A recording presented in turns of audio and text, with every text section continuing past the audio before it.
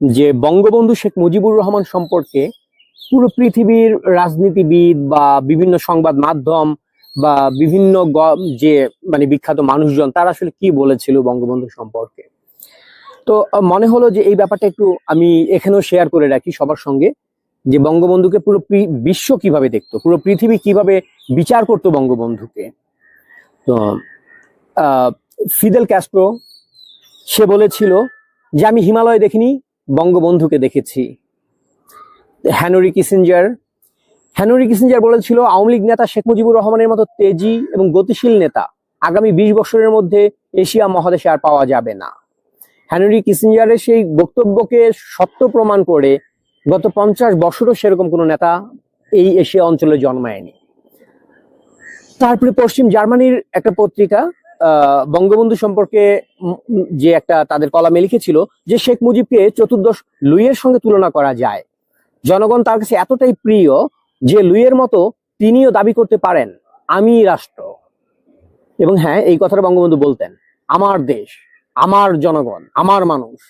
এই আমার বলাটা একমাত্র সম্ভব ছিল বঙ্গবন্ধুর দ্বারাই।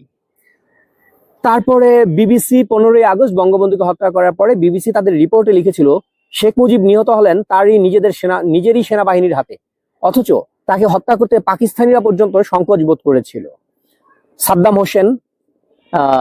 প্রেসিডেন্ট সাদ্দাম হোসেন বলেছে যে বঙ্গবন্ধু শেখ মুজিবুর রহমান হচ্ছেন সমাজতন্ত্র প্রতিষ্ঠার সংগ্রামের প্রথম শহীদ, তাই তিনি অমর। ফিদেল ক্যাস্ট্রো আরেকটা কথা বলেছিলেন বঙ্গবন্ধু সম্পর্কে যে শেখ মুজিবের মৃত্যুতে বিশ্ব শোষিত মানুষ হারালো তাদের একজন মহান নেতাকে, আমি হারালাম একজন অকৃত্রিম বিশাল হৃদয়ের বন্ধুকে। ইয়াসির আরাফাত, মুসলিম উম্মাহ যাকে ভীষণ সম্মান করেন, সেই ইয়াসির আরাফাত বঙ্গবন্ধুকে নিয়ে বলেছিল আপসীন সংগ্রাম, নেতৃত্ব আর কুসুম কোমল হৃদয় ছিল মুজিব চরিত্রের বৈশিষ্ট্য।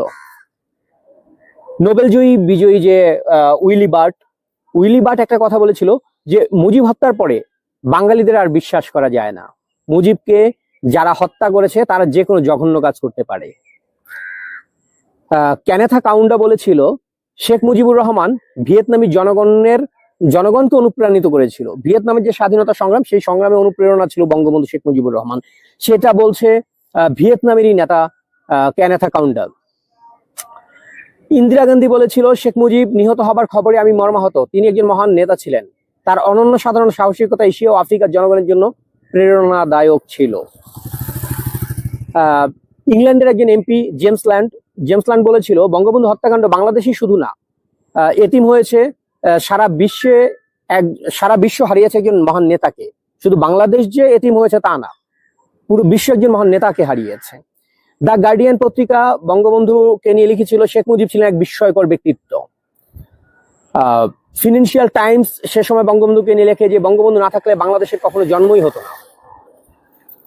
এবং এই ক্ষেত্রে একটা কথা আমার খুব ভালো লাগে, যেটা হচ্ছে আকাশবাণী কলকাতা, ভারতীয় বেতার আকাশবাণী লিখেছিল যে যিশু মারা গেছেন, এরপর থেকে লক্ষ লক্ষ মানুষ যিশুর নামে ক্রুশ ধারণ করে, মূলত একদিন মুজিবি হয়ে উঠবেন রাজনীতির যিশু, যে লক্ষ মানুষ তার নামে ক্রুশ করবে, এবং আদতেই সেটা। এইভাবে বঙ্গবন্ধুকে নিয়ে প্রচুর কথা রয়েছে। ব্রিটিশ লর্ড ফ্যানার বলেছিল যে শেখ মুজিব জর্জ ওয়াশিংটন, গান্ধী বা দ্য ভ্যালেরার থেকেও মহান নেতা। তারপরে তো এই পুরো ব্যাপারগুলো পুরো পৃথিবী এরকম আরো কয়েক হাজার পাবেন আপনি, যে সারা পৃথিবীর মানুষ বঙ্গবন্ধুকে নিয়ে কি বলেছে। বঙ্গবন্ধু এমন এক চরিত্র, আমার মনে হয় বিশ্ব রাজনীতিতে বঙ্গবন্ধুর চাইতে মিথ্যাচারের মুখে কোনো নেতাকে পড়তে হয়নি। এর নামে এত এত মিথ্যাচার, এই জামাত পাকিস্তান গোষ্ঠী, এই হায়ানা গোষ্ঠী নিজেদের পাপকে কমাবার জন্য, বঙ্গবন্ধুকে ভিলেন বানাবার জন্য ৭১ প্রতিশোধ নিতে গিয়ে বঙ্গবন্ধুকে এত পরিমাণে মিথ্যাচার করেছে বঙ্গবন্ধু সম্পর্কে, যেটা পৃথিবীর কোনো নেতাকে ফেস করতে হয়নি, নিজের স্বজাতির কাছ থেকে তো অবশ্যই না। বঙ্গবন্ধু সেই দুর্ভাগা নেতা আমার, যে একটা রাষ্ট্রকে জন্ম দিয়েছে, কিন্তু এই রাষ্ট্রের ভেতরে থাকা হায়েনারা প্রতিনিয়ত এই মহান নেতার সম্পর্কে মিথ্যাচার ছড়াচ্ছে। তারা চে গুয়েভারার ছবির বুকে লাগিয়ে ঘুরে বেড়ায়, কিন্তু চেয়ে চাইতে হাজার গুণ বেশি শক্তিশালী একজন শেখ মুজিব আমাদের।